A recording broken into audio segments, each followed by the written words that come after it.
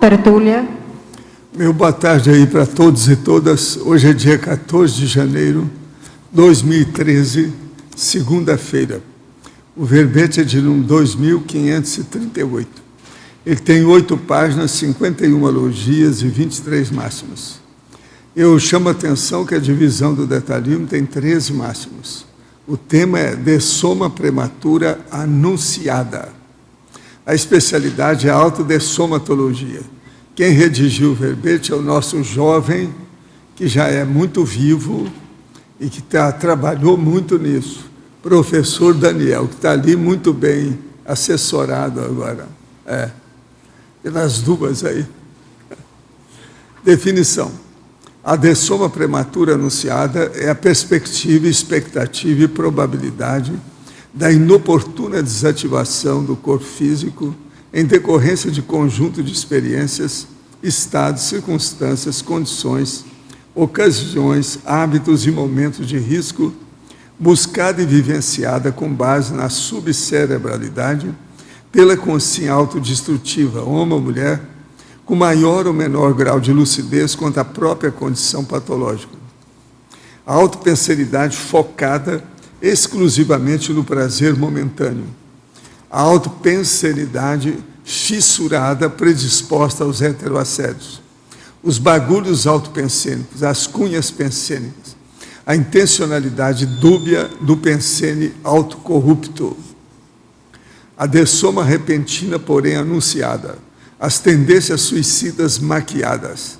A condição fronteiriça da vivência autodestrutiva. A apatia enquanto terreno fértil a irracionalismo autodestrutivo. O fato de a consciência autodestrutiva se considerar indestrutível. O círculo de amigos dissolvendo devido à dessoma prematura. A falha técnica inesperada do equipamento. A inobservância do detalhe causador do desastre. Eu li apenas 5 linhas, tem mais de 20 linhas a patologia. A ignorância quanto à vivência do estado vibracional profilático. O desconhecimento das potencialidades do uso da sinalética energética para a psique pessoal. O casca-grossismo quanto às energias. As ressacas energéticas, os acoplamentos áuricos patológicos. O cardio-chakra descompensado em decorrência das situações de risco vivenciadas.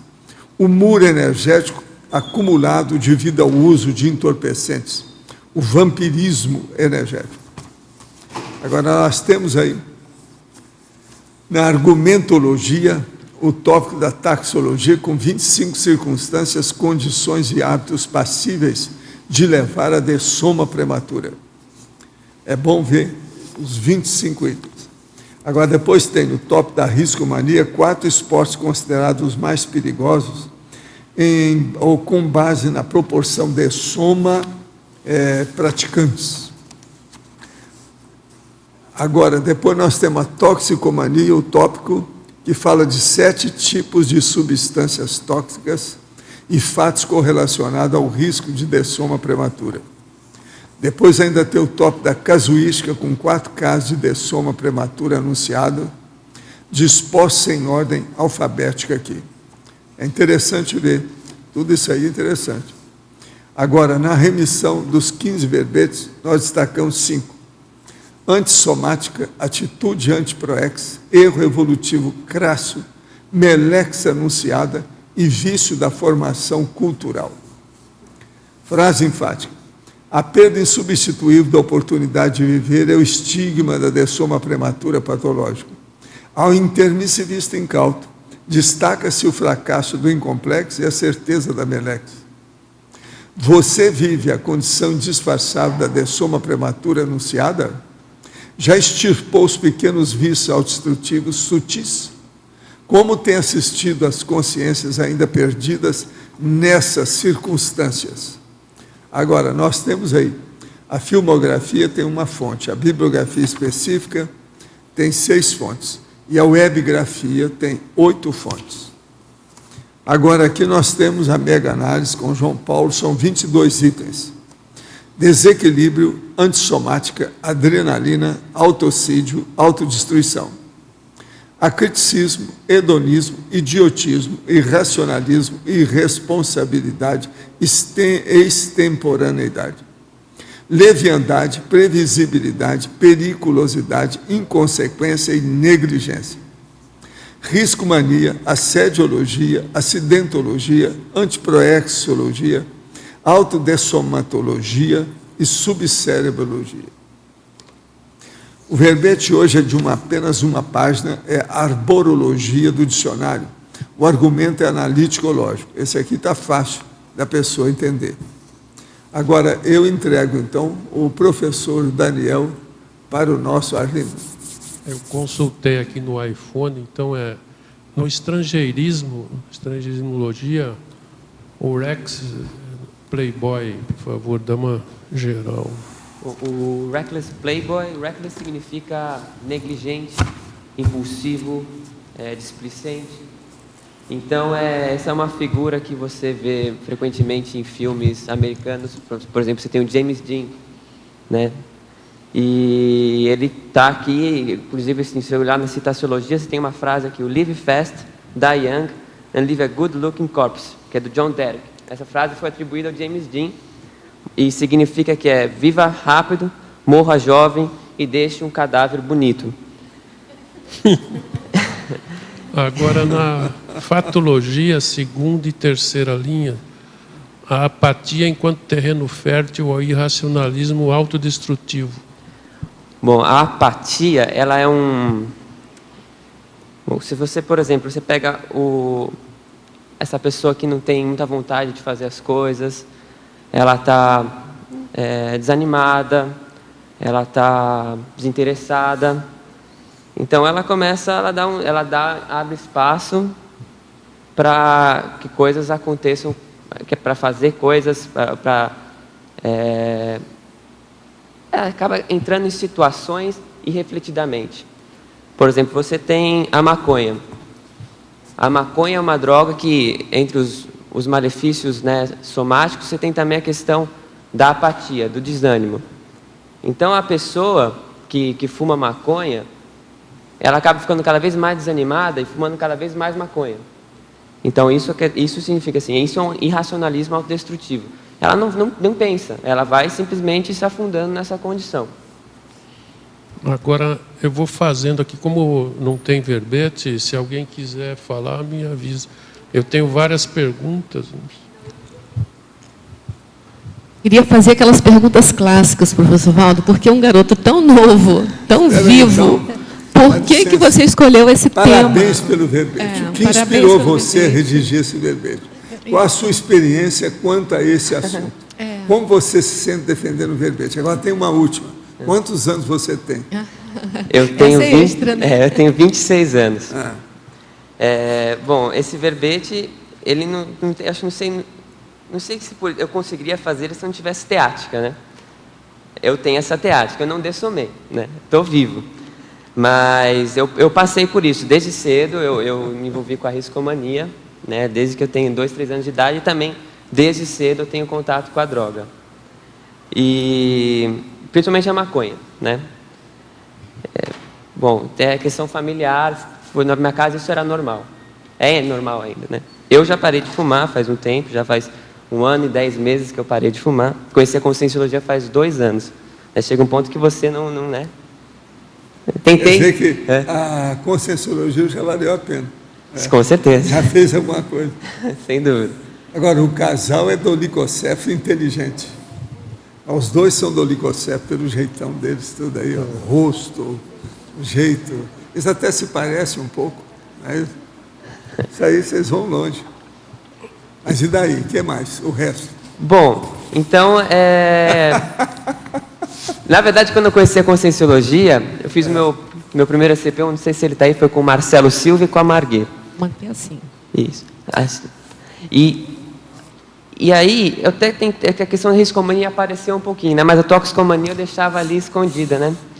Mas no primeiro ACP2 que eu fiz, a primeira palavra que eu fui falar com o Epicom, que foi o Felipe Mansur, ele perguntou se eu já tinha fumado alguma coisa. Aí não tem como, né? Cigarro eu nunca fumei, ainda falei, fumei maconha. Então isso estava evidente para mim. Comecei a perceber que, na verdade, não tem como esconder muito essa situação, né? E Então, eu comecei a ter vontade de escrever, né? Eu sou formado, na verdade, em... desculpa. Eu sou formado em Direito e em Teatro, né? E, então, meu tema, percebi que era para Direito, e comecei a entrar... Mas eu ainda tinha a questão de um débito pessoal aí que eu gostaria de aprofundar. As companhias extrafísicas ainda estavam presentes, né? Tinha uma questão de cobrança, às vezes eu ainda sinto, principalmente no verbete, mais ou menos quando estava com 2 ou 3 meses de escrita do verbete, a coisa assim intensificou bastante para mim. Eu tive que reciclar muito. E com isso eu percebi que na verdade, é o primeiro passo que eu preciso dar para essa nova fase, né? Esse novo ego que eu estou vivendo. E esse é o primeiro verbete de pelo menos mais outros 2, que eu já tenho o tema aprovado. E futuramente eu tenho planos de continuar, de fazer um curso com isso e um livro. Aí, né, quanto mais eu aprofundar essa questão, mais eu vou vincar ela em mim, né, para evitar isso em outras vidas, e mais eu vou esclarecer o meu grupo, né. Então, é mais ou menos esse é o meu interesse em escrever o verbete. Né? Muito bom, está ótimo. Agora, eu vou falar aqui ainda uma coisinha. No verbete do DSC, página 28, o senhor poderia comentar sobre o item interassistenciologia. Se uma consciência acima do nosso gabarito assistencial se acercar, o que devemos fazer? Primeira coisa, você vai acolhê-la bem. Se você está fazendo assistência para o assistido, você pensa bem o assistente que chegar superior a você. Pergunta para ele o que ele pode ajudar mais. E vamos fazer adesão imediata ao trabalho. Né? Na Promociologia, página 28, o ideal das nossas vidas é manter sempre a interassistencialidade gratuita, permanente, se você puder. O ideal é isso. E aqueles que colocam o cifrão no meio da interassistencialidade, como fica? Eles estão fazendo negocinho. Esses aí não são assistentes. Agora, como identificar a própria dessoma? E se é prematura, em qual período podemos saber? Olha, aí você tem que estudar todo o verbete aí do professor Daniel, que já está explicando o que é. Seria bom. Ele está fazendo a pergunta para mim. Se você quiser responder, veja bem. Há como identificar a própria dessoma? E se é prematuro, em qual período podemos saber? Bom, na verdade, o verbete não fala necessariamente da dessoma, né? Na verdade, é o conjunto de circunstâncias que anunciam uma possível dessoma prematura. Então, na verdade, no meu caso, eu identifiquei que eu poderia morrer, né? Então, e se eu não tivesse mudado o meu comportamento, eu tenho como hipótese que eu já não estaria mais aqui, né? E então, no seu caso, não sei se é no seu caso, se você quer se aprofundar mais nisso, você tem que observar, né? Ela não entrou em nada de maconha, não, né? Então, já saiu também? Ah, então tá. Quer dizer que os 2 entraram e saíram, é isso? Isso. Passaram de banda. Sim, de certa forma, eu tive aí... Tá bem, Então, de certa forma, eu também tive o meu processo toxicomaníaco. Não tão riscomaníaco, isso eu acho que eu não entrei tanto. Mas tive aí, e também a Conscienciologia salvou uma parte desse aspecto aí. Tem um longo processo. Há tempo. Isso aí não é fácil. Agora, pode falar. Oi, Daniel. Eu queria que você também falasse um pouco se você também conseguiu identificar, porque quando eu via pessoas com atitudes autodestrutivas, principalmente relacionadas a drogas ou álcool, eu via que em algumas situações o próprio assediador protegia aquela consciência, né, para que não acontecesse nada com ela, porque era a fonte de energia dela, a pessoa que ela sugava, né? Eu queria saber se você identificou isso em alguma situação e como é que você falou que você conheceu a Conscienciologia e isso te ajudou nas suas reciclagens, né? Mas se você pudesse aprofundar um pouco mais como você realizou essas suas reciclagens? Tá certo. Então, em primeiro lugar, se você olhar na parafatologia, está com o verbete já aí? Não chegou aí no verbete? Então. Na parafatologia, você tem um item aqui escrito que é o esforço contínuo de consciências em não deixar a consciência sediada dessomar, né? Essa é uma ideia do professor Valdo, que, se eu não me engano, eu peguei da Projeciologia. E eu não cheguei a identificar isso na prática, né? Assim, eu via lá com os cheques fazendo esse esforço, mas a ideia para mim é muito lógica. Você tem lá a pessoa que é a fonte de nutrição energética desses assediadores extrafísicos. Por exemplo, você pega um viciado em crack. A pessoa já tomou tiro, tem tuberculose, mora na rua, apanha de policial e não morre, né? Já foi para o hospital não sei quantas vezes e está lá, está viva, né? Tá viva não, está em pé, né? Viva eu não posso dizer isso, né, necessariamente. Você tem que na perfilologia tem a consim cadáver, é o semi-vivo, né? É uma pessoa que simplesmente ela está aqui, o corpo dela funciona de uma maneira... É o zumbi. E isso ela já é um joguete, né, dos assediadores extrafísicos, né? Ela faz o que é mandado para ela. Simplesmente ela é a nutrição, o meio desses assediadores pegarem essa energia. E no caso dessas reciclagens, você percebe, é incompatível, né? Comecei a fazer EV, aí você começa a perceber que você não está bem, né? Tem um item aqui que é o muco energético acumulado devido ao uso de entorpecentes. Então você começa a desenvolver a sensibilidade e você começa a perceber que tem alguma coisa errada com você, né? Que a energia não vai, que o seu pensamento não vai, chega um momento que você está com uma dor de cabeça, você se sente mal. E fora que você pensa, a maconha é uma droga que não necessariamente você planta na sua casa, né? Então você compra a maconha e vem junto dela uma carga energética assim pesadíssima. E né? assediadores. Onde tem maconha tem assédio junto. Exatamente. Então tem isso. Então daí você começa a vivenciar isso, você começa a perceber isso, você percebe, eu não fumo sozinho, né? Você considera que você não está sozinho.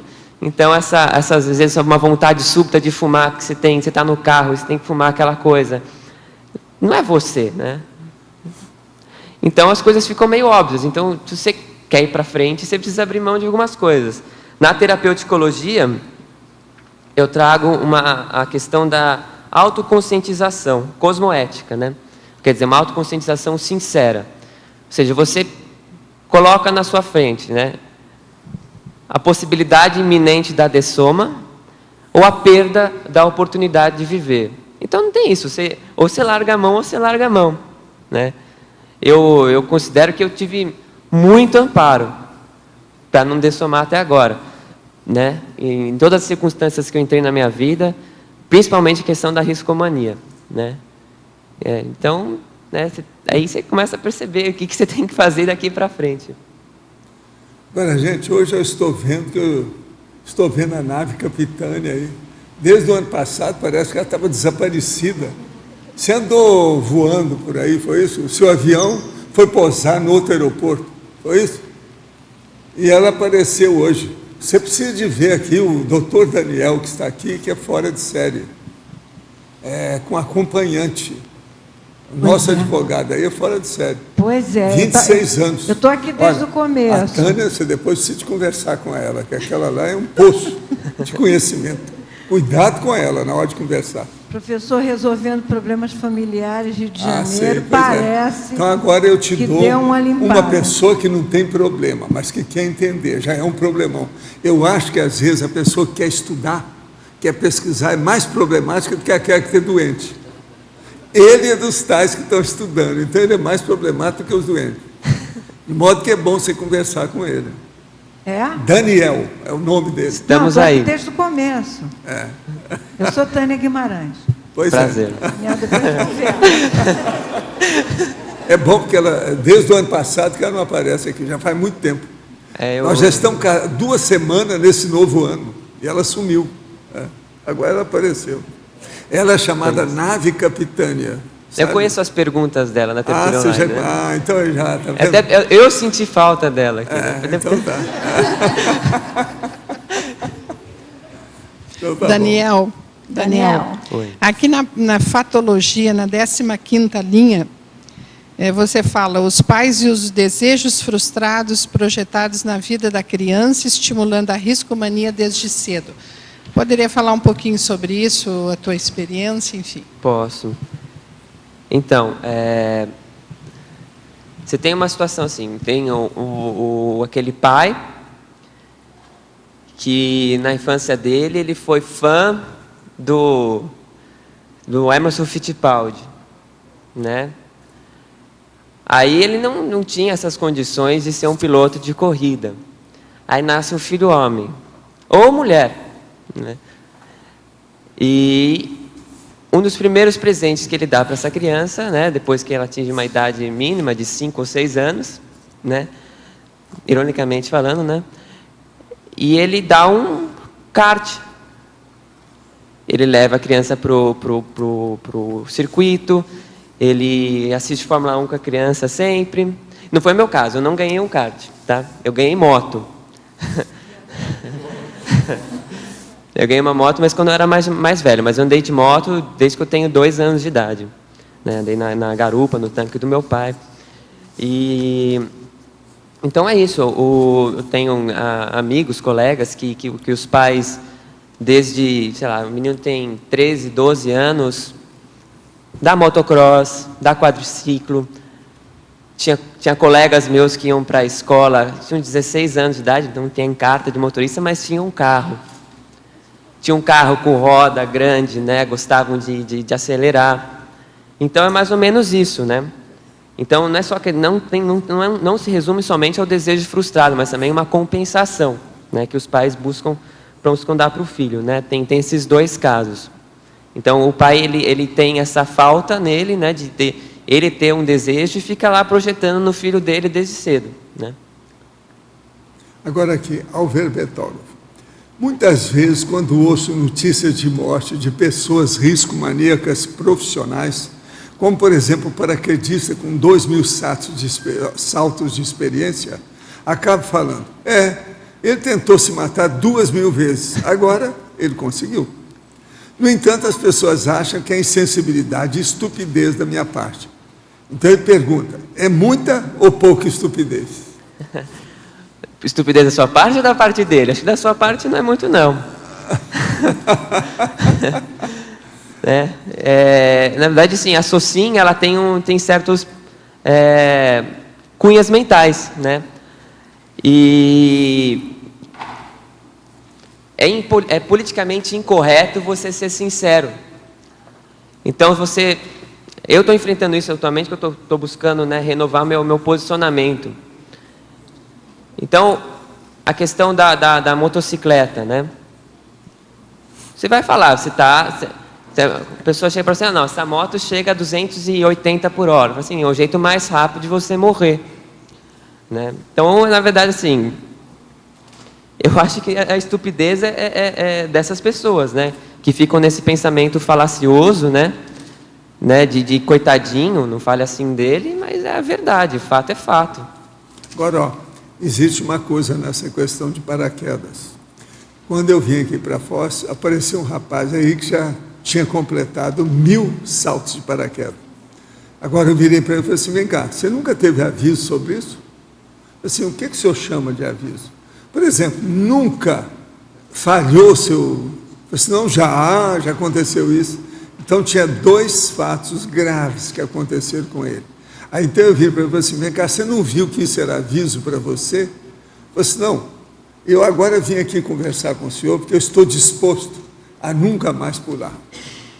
Agora, ele deixou isso e foi trabalhar no turismo nessas cachoeiras.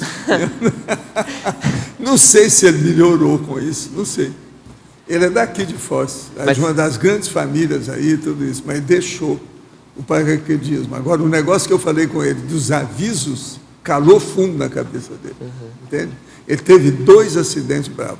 Eu comento aqui da falha inesperada, né? Pois a falha técnica inesperada do equipamento, né? Não, e o negócio às vezes é cair em cima de uma ave esquisita. Agora, Alver Betógrafo, professor Daniel, na Fatologia, página 7, 18ª linha. Como acabar de vez com o culto às lendas do rock and roll dessomadas prematuramente, no caso do Cazuza, explicitado na citaciologia? Bom, não só o Cazuza aqui o culto, ele quer dizer o culto às lendas do rock and roll. Sim. Você quer acabar com isso, né? Tem um monte de coisa que a gente quer acabar. Não sei, eu acho que o seu posicionamento a respeito disso já é um caminho, né? Talvez você fazer um verbete sobre isso também pode ser. Mas, ou escrever, ou estudar, eu não sei qual que é a sua vida para te aconselhar, mas no caso das lendas do rock and roll, na casuística eu tenho 3 casos de lendas do rock and roll que dessomaram os 27 anos. Esse é um mito, né? É o mito do Clube dos 27. E tem um monte deles. Eu mesmo fiz uma listagem, no manual da ProExis tem. Pois é. E você pode colocar na internet aí, põe Clube dos 27, que você vai ver uma série de músicos que dessomaram aos 27 anos. O que é engraçado é que a hora que a pessoa alcança a maturidade biológica, quase sempre ela tem um suicídio lento, ou direto, ou inconsciente. Na Paradoxologia, página 9, como é o paradoxo da esperteza? O paradoxo da esperteza, na verdade, ele é um verbete. E, inicialmente, eu tinha colocado o paradoxo da pseudo-esperteza, que eu não sabia que era um verbete. Aí eu fui alertado pela equipe aqui de revisão e troquei e coloquei paradoxo da esperteza para fazer referência a esse verbete. O cara, ele tem um carro importado, ele corre, ele tira racha, ele sai à noite e ele se acha o espertão. Ele acha que ele sabe tudo e que as pessoas que estão ali estudando não sabem nada, você está perdendo sua vida. Você está lendo esse livro, você não vai sair à noite, pô, cara, o que você está fazendo com a sua vida? Então esse é um paradoxo da esperteza. O cara acha que ele é esperto, mas na verdade ele não é muito não, né? Agora, na página 11, Toxicomania, item 2, ayahuasca. Você poderia explicar a substância DMT? Qual a sua opinião sobre a legalização pelo CONAD, Suprema Corte Americana, de parecer favorável da ONU? Se possível, gostaria de saber se existem estatísticas sobre dessomas prematuras de quem consome a bebida e quais os males à saúde comprovados cientificamente pela ciência convencional. É a substância DMT. DMT? DMT. É ayahuasca, é isso? Ayahuasca. Tá. Então, essa pergunta é bem complexa e bem profunda. Na verdade, acho que essa coisa precisa estudar bastante isso, né? Eu não tenho essa competência. Mas o que eu falo aqui do ayahuasca, né, do chá do Santo Daime, é o absurdo de crianças e jovens estarem tomando isso, né? No meu livro, eu escrevo lá, tem um tópico sobre o processo da ayahuasca. Eu estudei ayahuasca, chacrona, o jagube, o cipó, as coisas todas que tem. Agora, o que é pior aí na ayahuasca e nesse processo, desse centro de toxicomania religiosa, é que eles começam a dar isso para a criança. Com o passar do tempo, dá uma hepatopatia, que o processo tem várias substâncias nesse cipó e na chacrona, que torra a pessoa com o tempo. Então, se começar cedo, como a criança, por exemplo, essa que tem mais problema. Agora, o pior é que eles dão as bebidas. A criança cresce, daí a pouco, com o tempo, ela vai ter o processo da hepatopatia, ninguém vai juntar, vai ligar que aquilo foi devido ao ayahuasca. Você está entendendo como é que é? Sim. Agora, o caso, isso é batata, já está comprovado. Há muitos anos que eu estudei isso com um monte de gente, entendeu? Lá no processo do vegetal, aquele troço todo, gente séria. Só para mencionar que até o processo, né, do fazer o chá da ayahuasca já é uma coisa ritualística, quase que de alto flagelo, né? Porque eles têm que ficar lá se esgotando, dando toda a energia, parece que não pode comer, tem uma coisa de ficar em jejum. Então, até na antecipação de fazer, já tem essa carga. O toque já chega numa pessoa que está fragilizada. Isso piora mais ainda. Eu já tratei como médico, tratei de um monte de gente, estava tudo alterado com isso no Rio. Entende? Eu sou contra esse negócio de todo jeito. Agora, no meu livro lá, o Projeciologia, tem um capítulo sobre o processo de droga, que eu falo isso tudo lá. Agora, a pessoa tem que fazer experiência para ela ver de perto o que é o jagube e o que é a chacrona, que são os 2 vegetais que eles usam para tirar isso. Isso é terrível. Agora, é uma loucura porque é legalizado, o governo defende que é religião, enfim, é aquilo que eu chamo de costumes errados, ou seja, idiotismos culturais. Isso é a pior coisa que tem. Por quê? Os idiotismos culturais, eles ficam acima da lei. Então, se permite isso tudo com a maior naturalidade. Agora estão querendo, você já viu aí, até o Fernando Henrique falou para legalizar a maconha. Isso mostra a falência do Estado. O governo não está dando conta da toxicomania. Então, o país está sendo entregue aos toxicômanos, aos narcotraficantes. Isso é uma loucura. E outra coisa, um ex-presidente é a favor disso. Quer dizer, estão jogando a toalha, viram que não deram conta. O Uruguai já tá, né? Já foi. Mas o Uruguai, mas agora o Uruguai é pouca gente. Agora o Brasil é gente demais. Como é que fica? O Uruguai é uma casquinha de nós perante o Brasil, muito pouco. Nos Estados Unidos tem a questão tem um dado que eu vi na época da lei seca, que quando foi proibida a bebida, a quantidade de pessoas que bebia, de fato, diminuiu.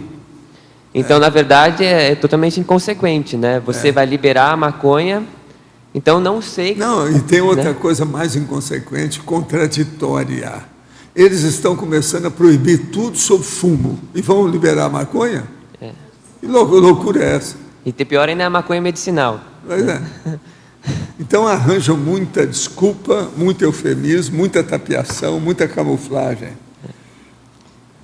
Daniel, está muito bom o seu verbete, bastante aprofundado. Eu gostei especialmente da numerologia. Você colocou ali 4 enumerações. Só essas enumerações aí já dá o seu curso livre, que vai ser o seu próximo passo, né? Bom, você pode aprofundar sobre as circunstâncias aí na numerologia, a terceira numeração, para poder aprofundar mais, alertar mais sobre cada uma delas? Tá certo. Vamos ver.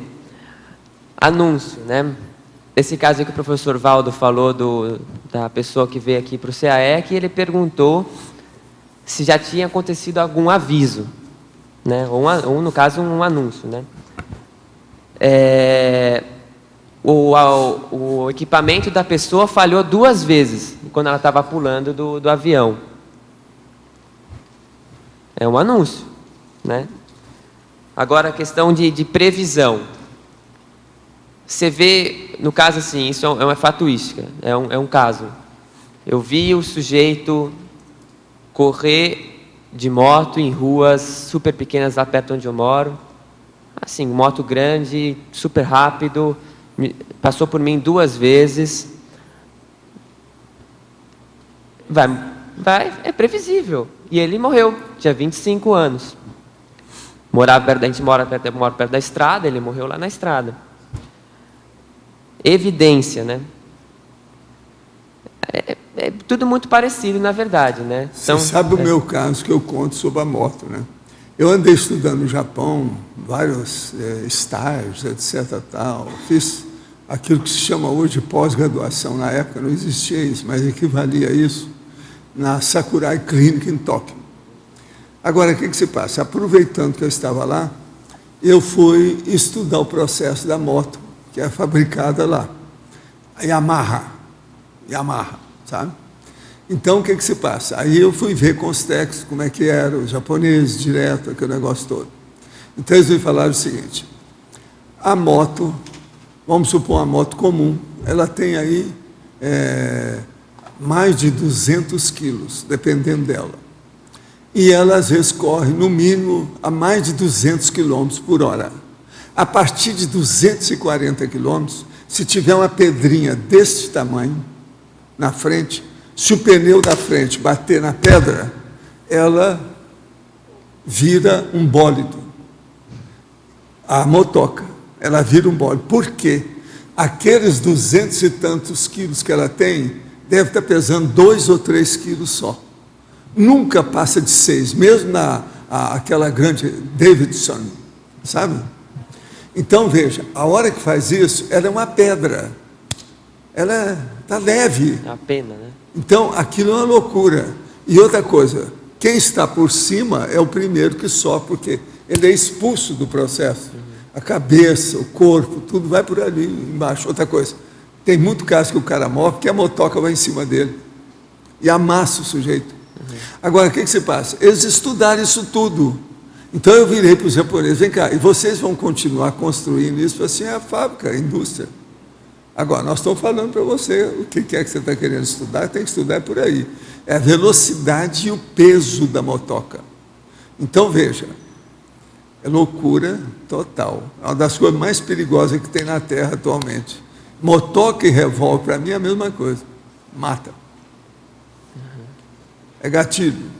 No Japão, eles estão querendo desenvolver agora um airbag para moto, né? Sei, mas tudo é tapiação. Tapiação, O Datena tem apresentado essas coisas aí. Todo dia tem, já faz uns 3 meses que ele está apresentando. Sabe, o cara passa por cima do carro, bate lá assim, e tem um negócio, uma proteção nisso, proteção naquilo, mas isso não adianta.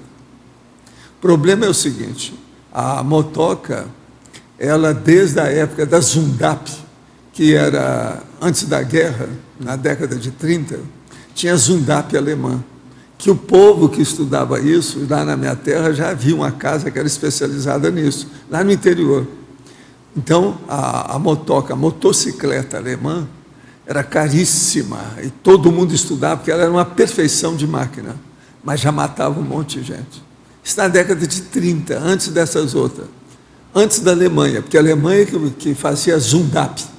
A maioria aí não deve ter visto isso, porque o negócio foi tudo antes da Segunda Guerra Mundial. Eu vi, que é da minha infância.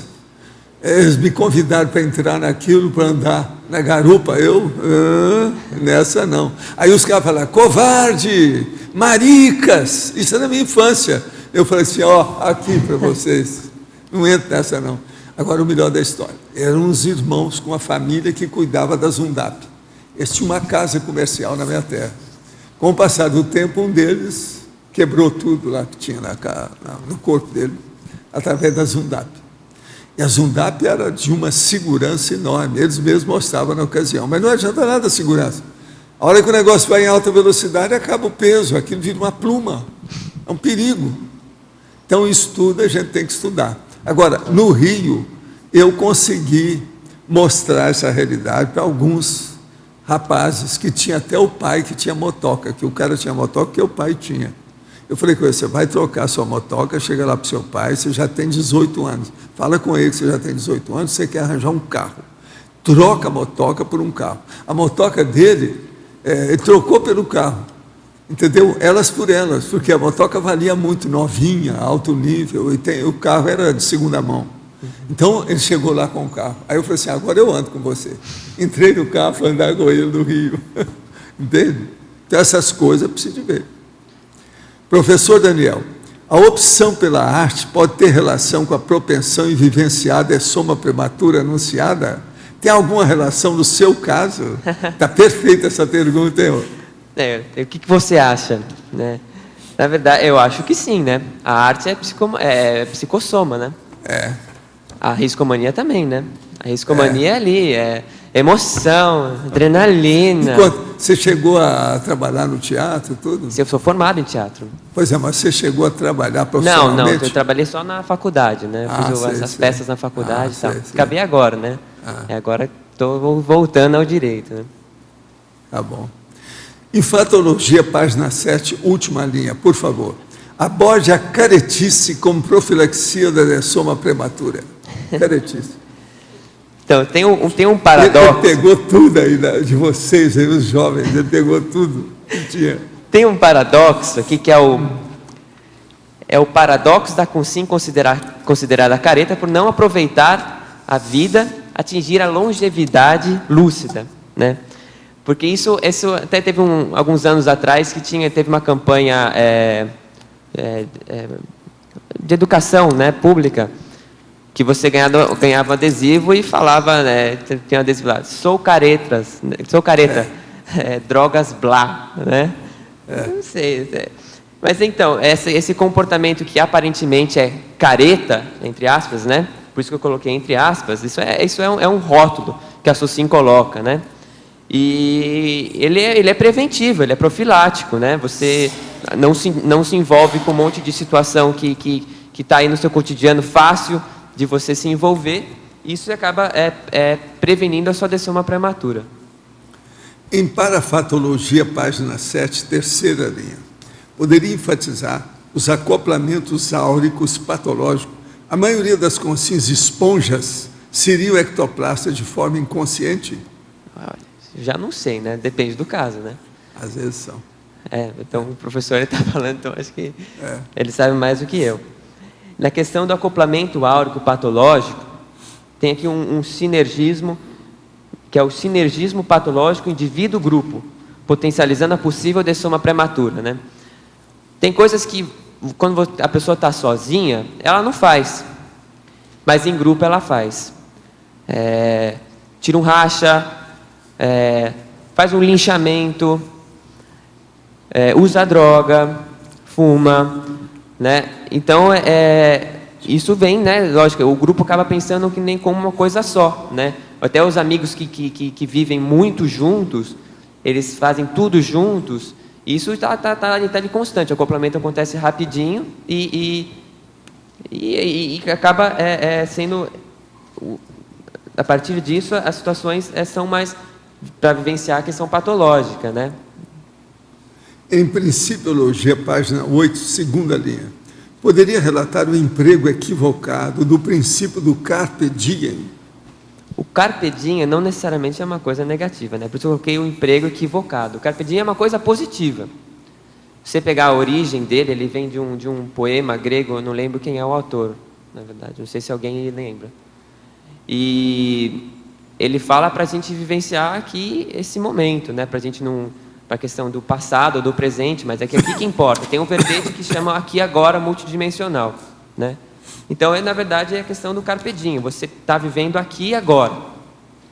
Mas, na verdade, esse princípio, ele tem sido empregado equivocadamente, porque tem um filme clássico, por isso que é Sociedade dos Poetas Mortos, que é com aquele ator, o Robbie Williams, né? Ele era um professor de poesia, de literatura inglesa, e ele ensinou os alunos essa questão do carpe diem, né? Aproveitem o dia. Essa tradução, eu não conheço o grego, né? Mas não sei se essa tradução do aproveitem o dia é correta. Aproveita o momento que você está vivendo, é isso. Carpe diem, aproveita o dia. Entendeu? Entendi. Tire proveito, tire vantagem, entende? Do momento que você está vivendo. É isso. Nesse sentido, não no sentido de você em curtir tese, a doidada. em tese não é negativo, mas o povo faz negativo. Você até vê que tem um monte de gente aí que fica pondo tatuagem escrito carpe diem, né? Tem. No verbete do DAC, poderia comentar o item encapsulamentologia. Aqui eu digo o seguinte: a interassistencialidade mais democrática é a vivenciada nas práticas da TENEPS 24 horas. Porque a qualquer momento a consciência tenepsista pode ser solicitada a atender alguma consciex sem o emprego do heteroencapsulamento energético. Através da interassistencialidade, podemos fazer as pequenas coisas grandiosas. Então, você vê, você começa a praticar a TENEPS, com o passar do tempo, você domina o processo. Começa primeiro, quase sempre a pessoa nota através de movimentos, depois, com o tempo, ela nota que aquilo sai, às vezes, do rosto dela, da cabeça. Com o passar do tempo, ela vê que o problema todo é inteiriço, é da parapsicosfera dela por inteiro. Então, com isso, às vezes, ela vai chegar num certo nível que ela domina o processo. Ela fica veterana, traquejada com o problema da assistência. Então, em qualquer lugar, a qualquer hora, ela pode assistir os outros. E isso é o que acontece com o passar do tempo. E ela pode assistir sem ter nenhuma ressaca energética, sem levar nenhum problema patológico para casa. Às vezes, ela é encapsulada e ela também faz o encapsulamento das outras consciex, ou consciências, ou quem esteja sendo assistido. De modo que é importante a pessoa ver o que se pode fazer através do encapsulamento para a pessoa ajudar as outras. Professor Valdo, só no sentido dessa pequena assistência, teoricamente pequena, né? é um pequeno ato, às vezes, mas é uma grande assistência que se faz ao outro. Né? Não, porque às vezes em 15 minutos você pode fazer uma consciência pensar e ela chegar a uma conclusão que ela pode mudar o destino dela. Então, 15 minutos foram preciosos para poder fazer isso. Vale a pena pensar nessa questão. Ajuda demais. Não é o tempo que é a coisa mais séria para fazer assistência. O problema da assistência, a coisa mais séria é a intenção. Isso é que interessa. O nível de lucidez que a pessoa consegue ter e o discernimento na atitude, né? Não sou usuário de maconha, mas tenho um amigo que fuma na minha presença. Já falei para ele dos problemas de assédio, entre outros, mas de nada adiantou. O fato de estar com ele me prejudica energética e multidimensionalmente?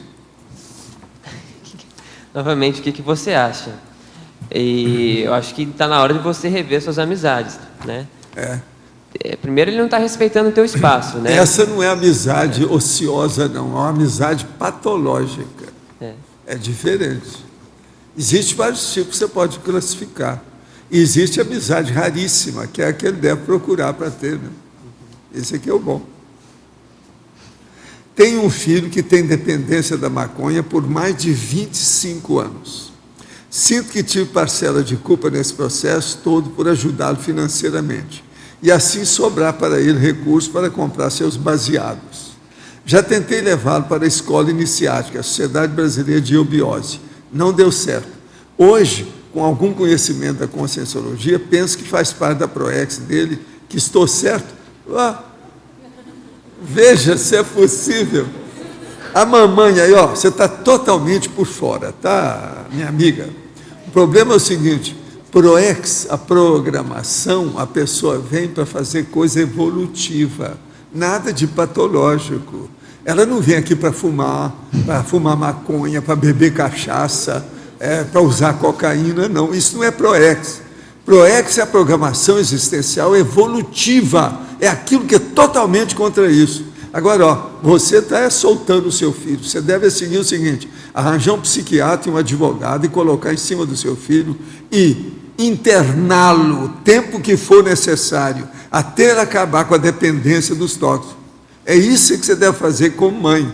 O resto é conversa fiada. E outra coisa, a escola aí a Sociedade da Eubiose, eles poderiam ajudar, mas eles também não têm culpa disso, porque não deu certo. Às vezes não deu certo por causa do processo de vocês. Agora, arranje um spa que tenha médico, leve com advogado, arranje um psiquiatra para levar seu filho, interna ele e de vez em quando você visita ele, até ver se ele fica livre daquilo. Fala isso com ele. Outra coisa, tem spa que você pode ir lá e ser a mãe dele também durante um período, ser cuidadora dele se você quiser. Às vezes para ele ficar livre, porque senão não adianta. Sem internar não adianta. E outra coisa, na hora que ele vai deixar, devido à síndrome da abstinência, ele vai subir pelas paredes. Ele vai ficar, às vezes, nervoso da alteração, etc. Precisa ter um hospital, gente adequada, que saiba cuidar dele. Agora, se você é mãe, olha isso, e não fica colocando a PROEX para ser desculpa dessa história, que não dá. Pensa bem. Daniel. Você me perdoa, mas eu tive que responder isso aí. Situação. Ela não falou para quem é, então. Daniel, aqui no B. Aqui. Oi. Eu gostaria de sugerir, né, que você, no item de toxomania, você coloca vícios, né, ao refrigerante, cocaína. E no taxologia dos 25 circunstâncias, condições e hábitos passíveis de levar a dessoma, não levaria diretamente a dessoma, mas como você colocou ali também no item 25 o workaholismo, eu gostaria de sugerir você acrescentar aí vício em videogame. Então tem muitos jovens que passam a noite jogando videogame, prejudicando o soma, né, a carga horária de sono. Muitas vezes associada à ingestão excessiva de refrigerantes e cocaínas, né, para ficar acordado.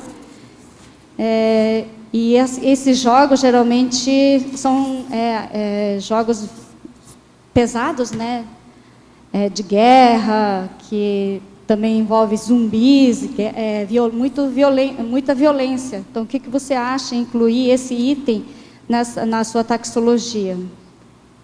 Olha, eu vou anotar aqui e a gente vai ver, mas essa questão desse jovem, né?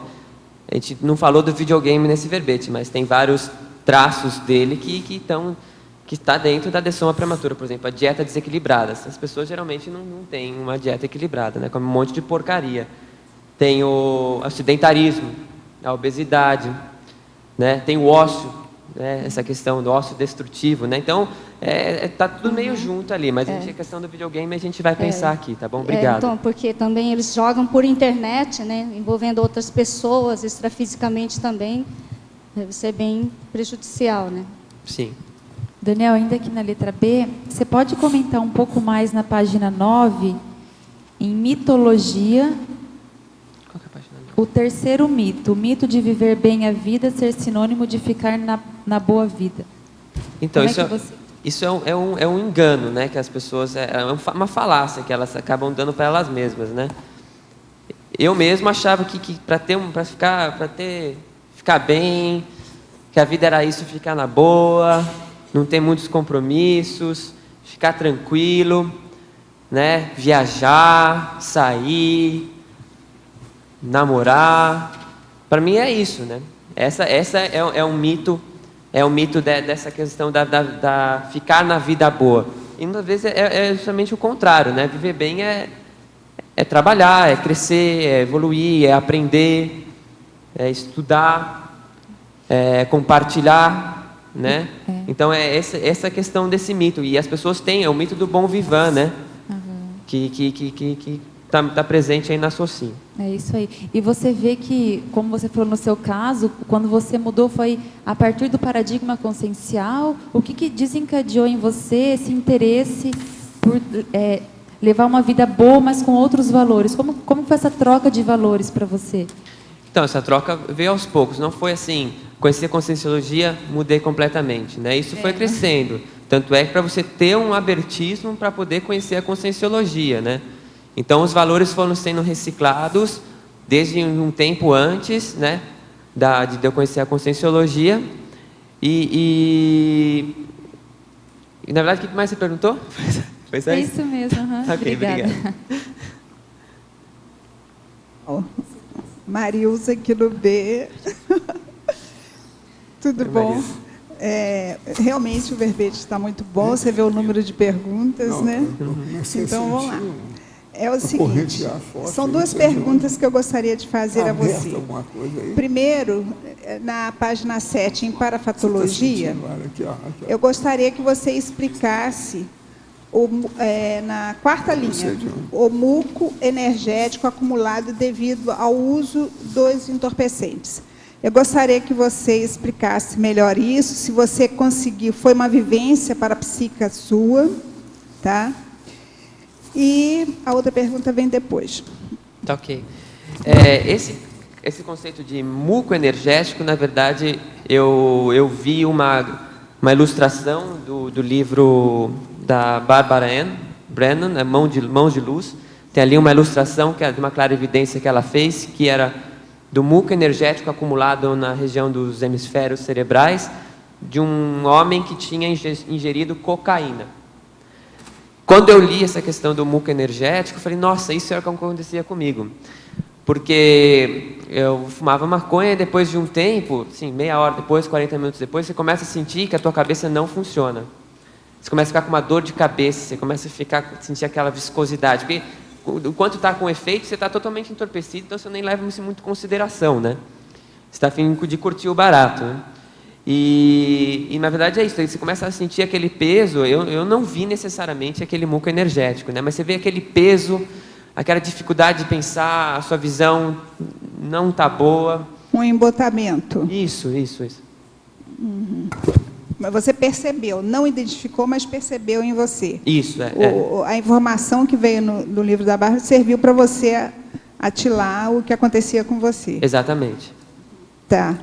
Deixa o professor falar. Sobre voluntariologia, página 8, li na obra Guia Politicamente Incorreto da América Latina que o Che Guevara fugiu do serviço militar na Argentina, porém, quando assumiu o poder com Fidel Castro, em Cuba, ironicamente insistia em decretar o serviço militar obrigatório, cometendo inúmeras atrocidades com jovens e adolescentes.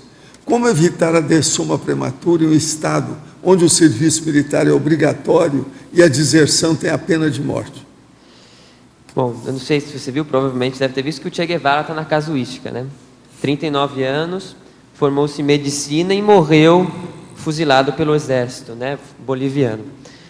Essa questão dos voluntários em guerra, eu peguei mais para os soldados americanos, soldados ingleses, que eles fazem questão de ir para a guerra, né? Então, você já vê ali, é bem possível que esse jovem morra. No caso do serviço militar obrigatório, aí eu vou falar da minha experiência, eu considero isso um aporte. É obrigatório se alistar, né, aqui no Brasil, né? Então, eu me alistei quando eu fiz 18 anos e eu fiz todas as fases, eu fiz todos os exames. Eu não queria pegar, eu não queria fazer exército. Então, meu pai conhecia uma pessoa que tinha um irmão major, que no caso pediu para ser dispensado.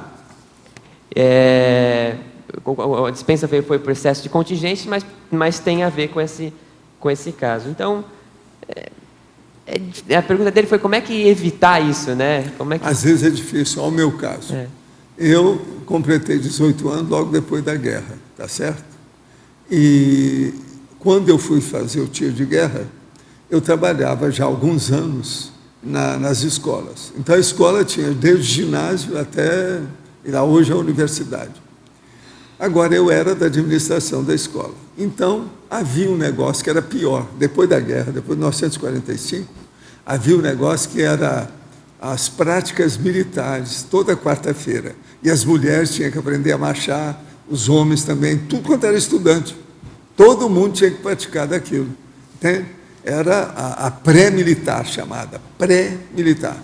Então, eu, durante 2 ou 3 anos, eu vi a pré-militar e participei daquilo, e eu tinha que participar porque eu era da administração, eu não podia fugir. Agora, o sargento, o capitão, aquele povo todo, durante 3 anos eu tive contato com eles. Então, na hora que chegou a minha vez, que eu completei 18 anos, eles falaram assim, ó, você não precisa de fazer o tiro de guerra igual aos outros. Você vai aparecer quando a gente te chamar. Agora, nós vamos te dar uma incumbência, você vai ter uma missão. Você vai escrever todos os nossos discursos durante o ano inteiro. Porque ele sabia que eu escrevia bem, tinha a máquina de escrever, da xilografia, entende? Conhecia tudo. Então, o que eu fiz? Eu aparecia de vez em quando, eles me pediram para participar de uma das marchas, que tinha uma marcha de 42 quilômetros, tinha uma outra de 14.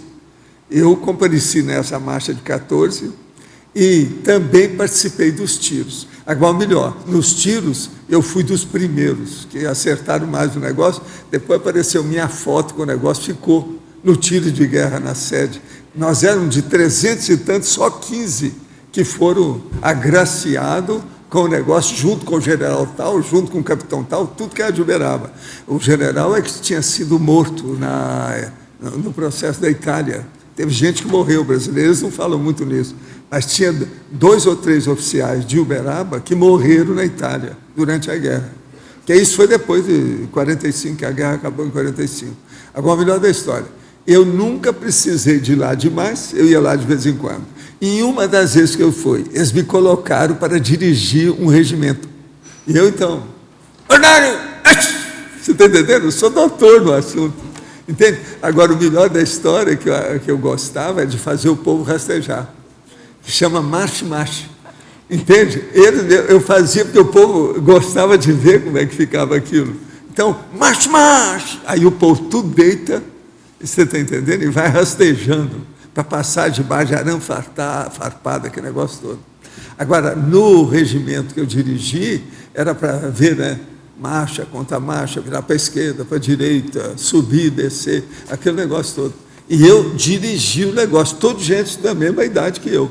Mas eu era alto, era dos mais altos que havia lá. E praticamente eu não fiz o tiro de guerra igual aos outros. Por quê? Só assim, você não precisa. Você já sabe tudo, faz 3 anos que você está participando da pré-militar, você que dirige as coisas aqui da organização, você vai então fazer os... Agora, lá vai eu falar, tudo que você pensar, eu fiz. Dia da bandeira, dia da árvore, o aniversário do Duque de Caxias, tudo eu tinha que fazer um discurso para o capitão, que era um cara de origem alemã, espingolou, né, um negócio enorme lá. Ele é que lia os discursos que eu fazia, tudo datilografado, bonitinho. Agora, eles falaram para mim assim, nós vamos guardar os discursos para o ano que vem. Então, durante anos, eles fizeram lá, falaram os discursos que eu fiz dos caras todos, nessas Dia da Bandeira e tudo que havia. Você está entendendo? Agora, veja, cada um faz aquilo que pode. Tinha um monte de gente nessa ocasião que queria deixar, tinha que fazer, o ano inteiro. Pelo menos 10 meses a pessoa participava daquilo. Agora, depois eles arranjaram o CPOR, que eram 2 anos, aí era pior. Isso tudo foi devido à guerra, porque o povo achava que o mundo ia acabar, por causa da bomba atômica. Então, uns estavam dançando, raligalha, aquela coisa toda, e os outros estavam mexendo com o processo da guerra, porque o mundo ia acabar. Era assim que eles falavam, logo depois da Segunda Guerra. Professor Daniel, em relação ao álcool, existe algum posicionamento específico e diferente da maconha, considerando que o álcool é a droga mais consumida no mundo? Na verdade, eu acho que o álcool não é a droga mais consumida no mundo, é a cafeína. É a cafeína, você tem razão. Você tentou eu falar isso. E no caso do álcool é a mesma coisa. E outra coisa, a cafeína não é só de café, não. É bom explicar. O chá também. Então, chá preto, chá verde, energético, né? Tudo tem. A questão do álcool é assim. Obviamente você está ali, você está numa festa e você vai fazer, está sendo recebido e o anfitrião faz questão de que você faça um brinde com a champanhe que ele fez lá para você. Eu sim. E no final do ano eu fui num Natal e isso eu fiz porque o anfitrião insistiu que eu tomasse uma champanhe. Mas foi uma tacinha e acabou, depois eu comi, fiquei lá umas 2, 3 horas ainda e fui embora. Mas o álcool, ele é uma droga também, né? Ele entorpece você, ele faz mal para você, né? A questão do dia, a Bárbara falou do vinho, né, tinto. O pessoal fala que você toma vinho tinto porque faz bem para o coração. Isso também não. A mesma substância tem no vinho tem no suco de uva. Então, tá aí. O álcool está aqui no verbete também. O alcoolismo também é um problema muito sério.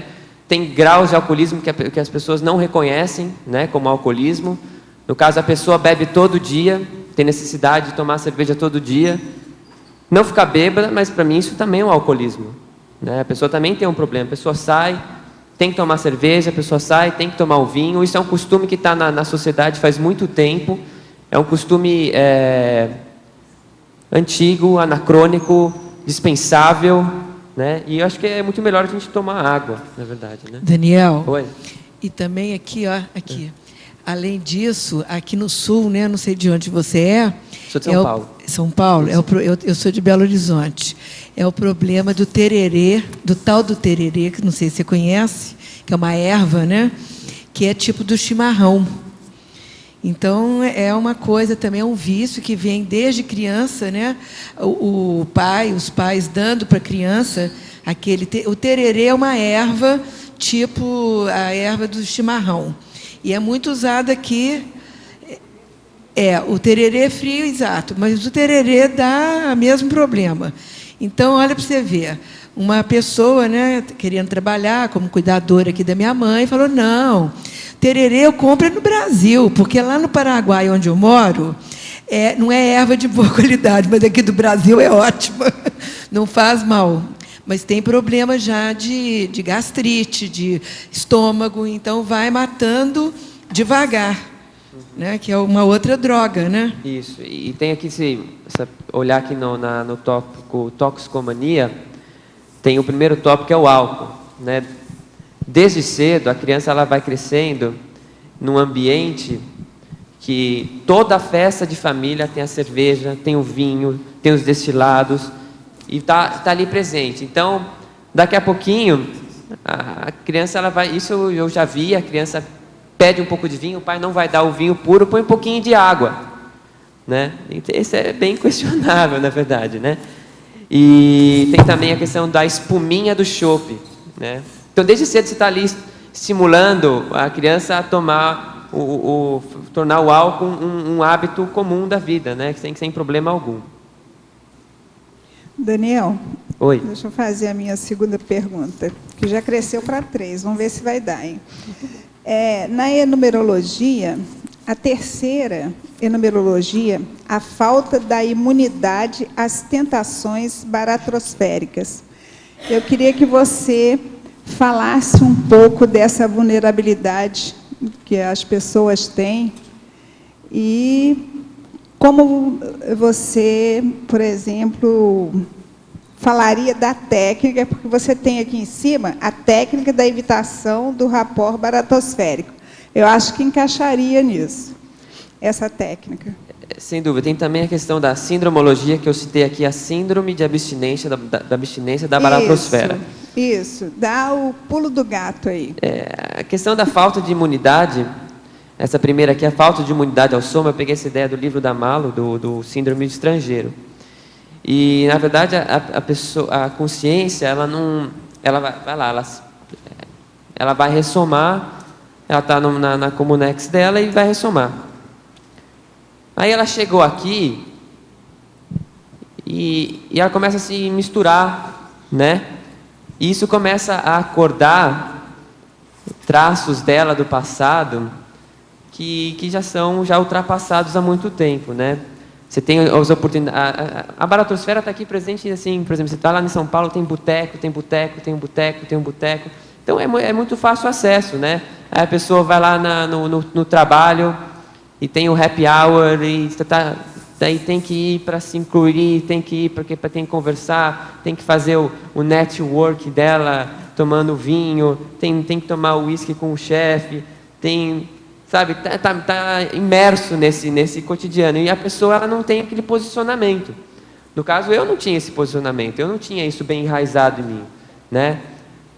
Você pega o professor Valdo aqui, desde cedo ele está ali falando não, e resistiu. Então ele tem uma coisa já, está imune a isso, né? E no caso, a questão da técnica da evitação do rapport baratrosférico foi uma coisa que eu fui repetindo para mim, que toda situação que eu percebia que tinha ali uma pontinha, um gostinho ali de tentar ir, eu falava, olha o rapport. Então você começa já a perceber, já desde o início, aquele pouquinho ali que você já está com uma vontade, já corta. Então com isso já vai ficando. Por exemplo, você vê na rua, eu gostava de dirigir carro muito rápido. Eu gostava. Você via um cara correndo do seu lado, você queria correr junto com ele. Então, para mudar esse meu comportamento, antigamente era assim, eu via no retrovisor e vinha um cara correndo atrás. Então você já fica preparado para a hora que ele passar, você vai passar e vai correr junto com ele. Então, na verdade, assim, você vê, então você já percebe que a situação está se fazendo. Então você corta ela, você evita o rapport, né? E na verdade você vem junto, porque tem que ser com aquela pessoa, porque tem que ser aquele momento que você vai correr, porque tem que ser lá, porque você tem um rapport com a situação, você tem um gostinho, você tem uma vontade, né?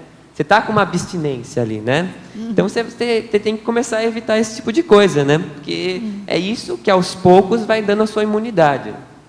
Sim. Então, você, a partir do momento que você resolveu fazer uma reciclagem, né? Seguir por outros caminhos, abrir mão daquele holopensene em que você estava inserido, você passou a ficar num estado de alerta quanto às oportunidades que apareciam para você se manter dentro. Isso. Foi isso. Então, a pessoa precisa estar alerta quando ela quer sair daquela situação. Precisa. Não adianta você ser uma ameba, não adianta você estar ali achando que você não vai se envolver mais, que daqui a pouco você caiu de novo. Isso. Obrigada, viu? Imagina. Foi ótimo. Daniel, oi. Oswaldo aqui acima no ano. Tudo bem? Tudo bem. Eu estava escutando agora há pouco que você estava falando a respeito do serviço militar obrigatório, certo? Eu tenho duas perguntas para te fazer nesse sentido. Você considera o soldado profissional, inclusive até o polícia, dentro da categoria de dessoma prematura anunciada? Olha,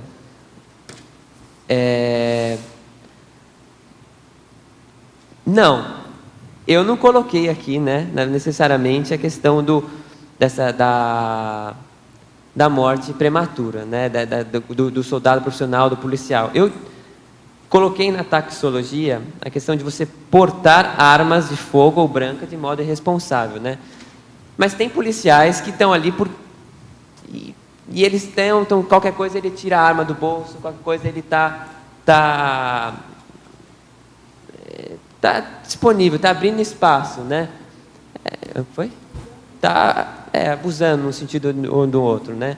Mas é uma situação que às vezes você pode anunciar assim, se a pessoa é soldado e ela está ali e ela vai para a guerra, é bem possível que ela tome um tiro na cabeça, não é? O que o exército é, na verdade? O exército é arma, é guerra, é bazuca, então é uma mina, né, que ele pode pisar. Então, por que você não colocou dentro dessa categoria? Porque é uma situação bem assim, ela é muito categórica, você não pode rotular, né? Eu citei a questão do belicismo. Na patologia tem o belicismo incrustado no comportamento autodestrutivo, né? A heterodestruição, pelo que eu penso, ela vem de um comportamento autodestrutivo, né? Eu te falo isso porque justamente agora eu vou te fazer a segunda pergunta. Certo. A segunda pergunta está em decorrência dessa. Eu não sei se você sabe, mas a nível internacional tem hoje uma outra categoria de soldado, que é o mercenário profissional. O mercenário profissional é instruído, treinado dentro da milícia profissional institucional. Para dar um exemplo, principalmente o maior exemplo que você tem em infinidades de filmes é justamente dentro da Rússia, dentro dos Estados Unidos e tudo mais.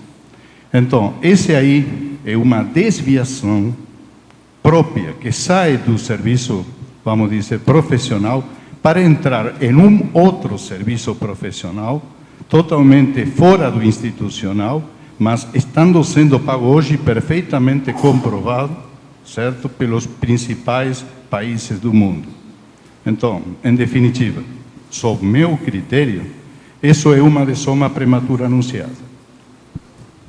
Eu gostaria de contribuir para o que está sendo discutido, né? Vou completar agora 25 anos como policial. E já trabalhei em várias áreas da Polícia Federal, já trabalhei em áreas inóspitas, e em todas as situações que eu vivenciei, eu não precisei dar um disparo de arma de fogo, e nunca eu me vi em situação de risco, porque a maioria das operações da Polícia Federal, pelo menos as que eu participei e planejei, foram bem planejadas. Eu tinha uma certa obsessão pelos detalhes da área onde eu procurava atuar, saber todos os elementos do contexto. Então, me trago agora como cobaia, dizer o seguinte: eu estou completando 25 anos, me aposento daqui a 5 anos, procuro hoje áreas mais amenas. Hoje eu trabalho na área de imigração, tá certo? Eu acho, sim, que depende muito das afinidades de cada um. Eu tenho colegas que são extremamente belicistas, que estão numa convergência de situações de risco e desequilíbrio. Em serviço você sempre andou armado? Eu evito hoje andar armado. Sei. Eu evito, mas no serviço não anda armado? Eu sou obrigado a andar armado 24 horas. Pois é. Sou obrigado, em razão da função, certo? Você tem uma arma com você? Tenho uma arma. Hoje eu não trouxe a arma. Isso aí está com você hoje? Não, eu não trago arma. Eu venho para cá sem arma. Inclusive, eu passei por um problema sério, né? Eu passei por uma... Não, se eu tivesse com a arma, eu ia calar a boca aqui, é isso? Inclusive, o professor Valdo me estimulou. Eu estava passando por um processo sério, onde eu ia trabalhar desarmado. Isso vamos dizer assim, uma infração grave para um profissional. Eu ia trabalhar desarmado, eu escondia a minha condição de estar desarmado por uma questão de um processo depressivo que eu passei dentro do que aconteceu comigo funcionalmente. E eu vim um dia me consultar com o professor Valdo, e o professor Valdo disse assim, puxa, você tem que andar armado, eu vivo desarmado, eu vivo armado. Eu olhei para o professor Valdo e disse, não estou entendendo. Aí ele tirou, e eu ando com 2 armas, ele tirou 2 canetas do bolso. Né? Então, isso me chocou muito, né? Foi numa época que eu vim aqui, inclusive, com a professora Cristina, fazer um complementário ligado ao Paradireito. Então, foi nesse momento que eu reatei a minha coerência com o que eu estava vivendo profissionalmente. Eu procurei um equilíbrio profissional. Então, hoje eu trabalho na área de imigração, trabalho no aeroporto lá de Fortaleza, e eu me sinto hoje bem mais equilibrado, armado, do que na época que eu andava desarmado.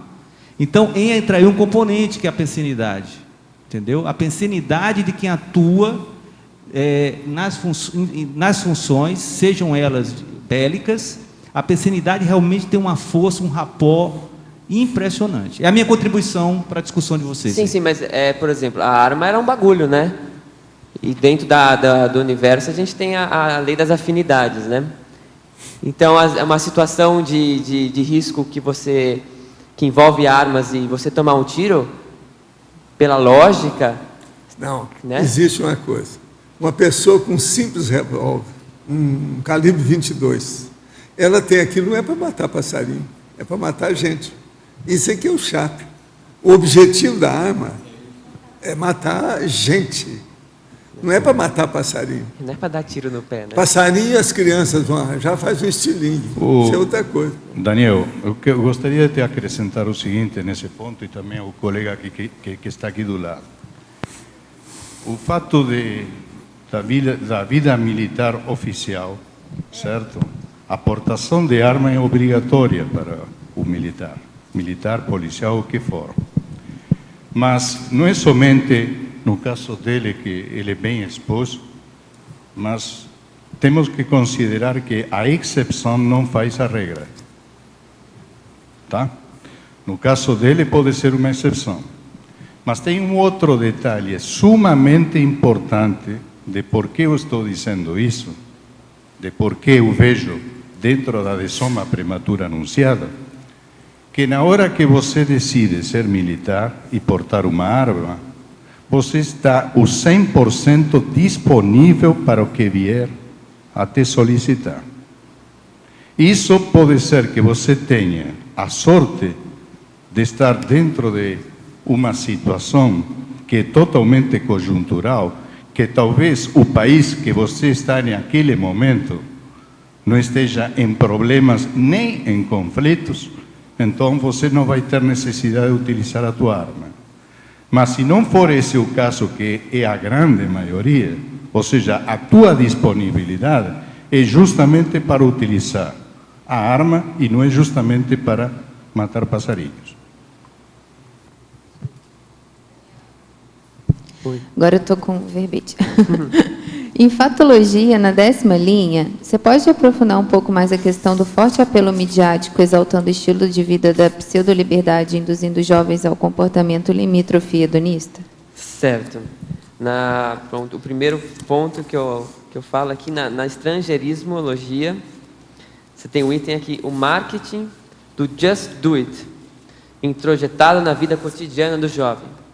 Aí você tem um outro slogan, eu amo muito tudo isso. Aí você tem um outro slogan, tal bebida te dá asas.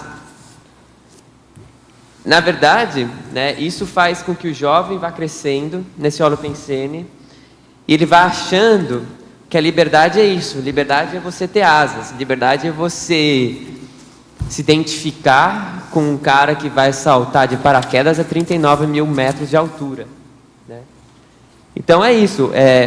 No caso, eu tenho um exemplo. Eu pensei nesse item quando eu vi um vídeo na internet de uns 15 minutos que estava falando de 8 meninas, elas tinham, sei lá, 20 a 25 anos, um pouco mais, um pouco menos, e todas elas estavam em viagem, numa van, né, na Espanha, e elas ficavam descendo as colinas de skate. Skate assim, que não vai devagar, vai a 60, 70 por hora, 80 por hora, e eu mostrava os tombos delas, elas andando de biquíni, né, E não tinha menina feia lá, né? Isso que é curioso. Então, a empresa... E esse vídeo foi patrocinado por uma empresa que vendia rodinhas. Né? Então, você vende essa imagem de pseudo-liberdade, né? Que é isso, eu faço o que eu quero, na hora que eu quero, just do it. Né? Só faça. E o jovem vai achando que a vida é essa. A vida é para curtir adoidado, é para estar perto da morte. Então, é mais ou menos isso que eu quis dizer. Eu vi que você, em sinergismologia, colocou sinergismo patológico, riscomania e ectoplasmia.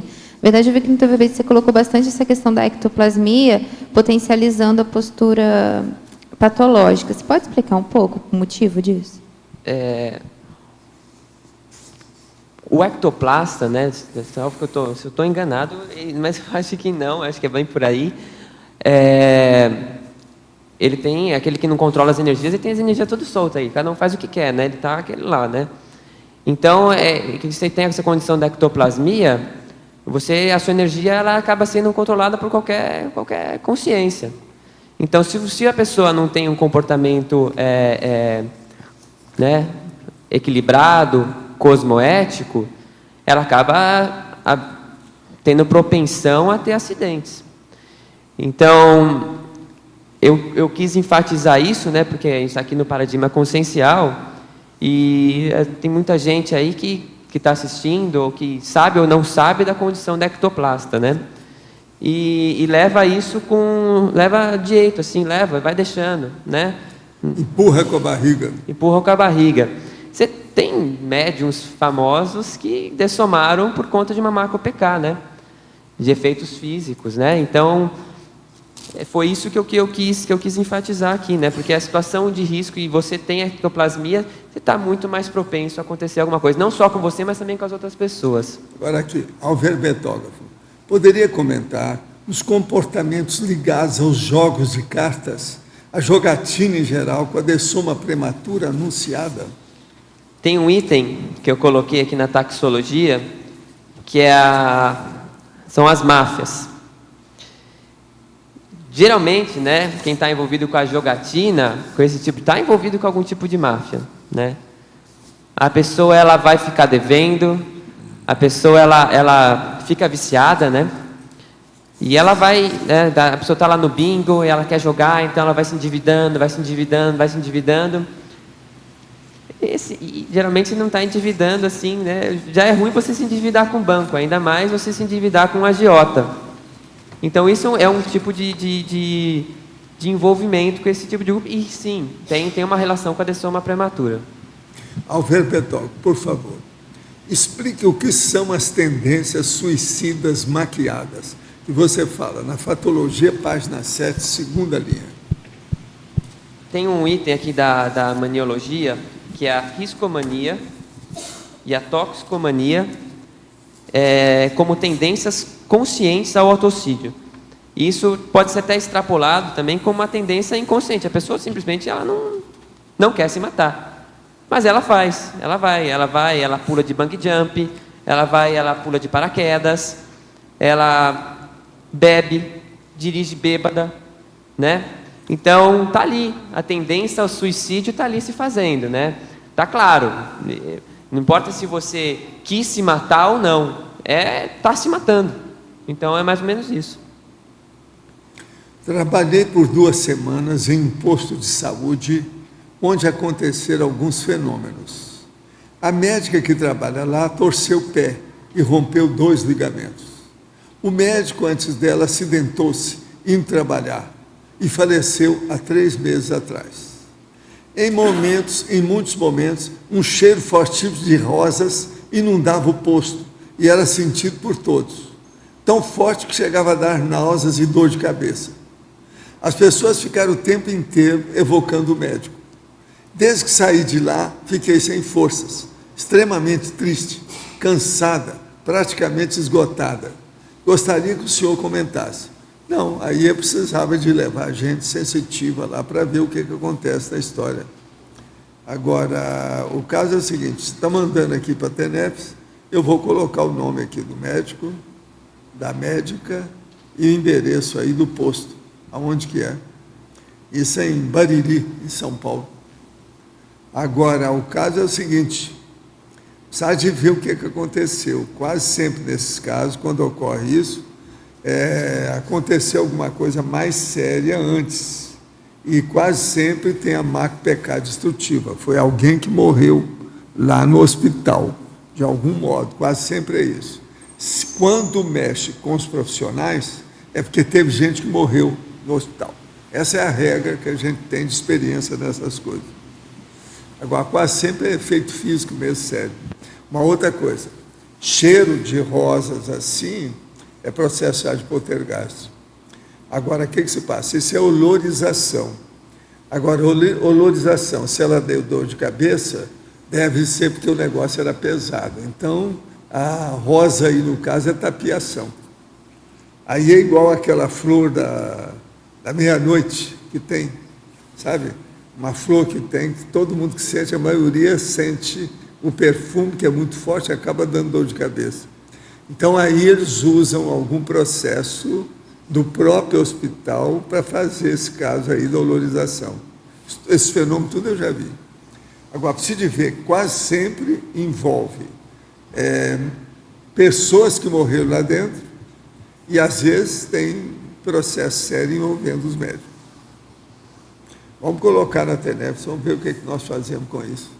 Viva Bariri. Daniel. Daniel, Marilza aqui de novo.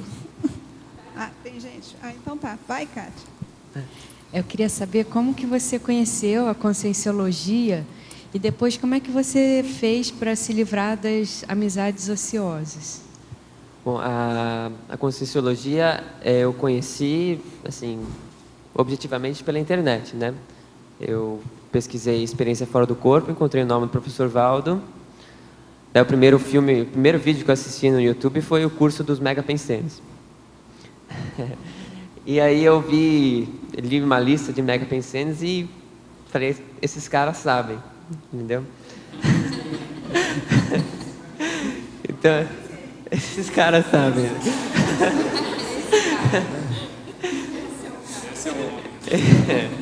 Então, foi mais ou menos assim, eu comecei a ter uma abertura, eu comecei nessa mesma época, conjurou várias coisas, a gente assistiu alguns filmes, né, que falavam da multidimensionalidade, eu comecei a meditar em casa, eu ficava deitado 1 hora no chão, né, e comecei a sentir energia, sendo que antes disso, já nas próprias dinâmicas de teatro, eu já tinha sentido o meu frontochakra, né, e eu nem sabia o que era, eu falei para ela, ela falou assim, acho que aí tem um chakra, eu falei, chakra? Chakra? Ah, já li isso, né? Coisa, né, da Índia e tal. Mas aí foi acontecendo. Aí, né, quando eu ficava deitado lá, eu comecei a sentir muita energia, começava a sentir, né, o processo acho que foi de desbloqueio mesmo. O Pensene eu comecei a sentir que tinha coisa ali. Aí eu li livro espírita, li metade de um livro Allan Kardec, já encontrei o nome do professor Valdo, aí fui. Daí 3 meses depois eu estava fazendo o CIP. Eu comprei Projeciologia 2, 3 semanas depois, né? E foi mais ou menos por aí. E qual foi a outra pergunta? Das amizades ociosas, como você se livrou. Ah, sim. Eu simplesmente parei de sair com eles, né? Teve cobrança, ainda tem, né? Mas hoje em dia eu tendo fazer já isso com uma questão mais assistencial, né? Se eu vou sair com eles, eu vou comer, nós vamos juntos. E estamos ali, vamos comer um hambúrguer, vamos comer uma pizza, um japonês, assim, coisa bem leve, assim, eu não saio mais, né? Mas na época dessa quebra, desse corte, foi bem intenso, teve muita cobrança, né? Dois se conheciam? Sim, tá? nós nos conhecemos no primeiro ano da faculdade de teatro, né? Um mês depois a gente já estava junto, aí no ano seguinte eu conheci a Conscienciologia, né? Aí foi tudo junto, né? Conheci, olha só que legal, o Valdo, olha só esse... Eu mostrei para ela no mesmo dia, então foi tudo ao mesmo tempo. E Daniel, você falou alguma coisa de Conscienciologia dentro de casa? Como é que eles veem Conscienciologia? Então, no começo eu achei que eu tinha descoberto o ouro, né? Falei, olha que legal, não, olha isso, nossa, olha que lógico, olha só essa questão, outras vidas, né, não sei o que lá. Não, isso é igual religião, isso é igual, estão lavando na sua cabeça, lavagem cerebral, só falam besteira. Foi assim, hoje em dia tem alguns assuntos assim, outro dia lá em casa morreu uma cachorrinha. Minha mãe veio perguntar o que acontecia com os cachorros. Né? Então é isso, na necessidade assim aparece, né? Mas é uma questão mesmo do embate. Tem um conflito ali, acho que é principalmente extrafísico, né? Você tem irmãos? Tenho uma irmã mais velha. E ela também não, nem consigo nem conversar sobre conscienciologia com ela. Nosso não, mas é normal, vai gente, longe. eu tô bem. O nosso galã vai longe. Agora, é um galã advogado, alto nível. Isso não é para qualquer um.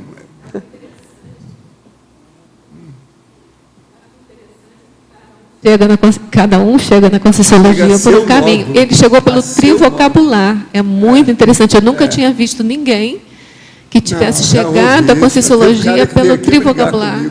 Ah, é? Eu não tinha. Ele foi pego pelo mental soma, né?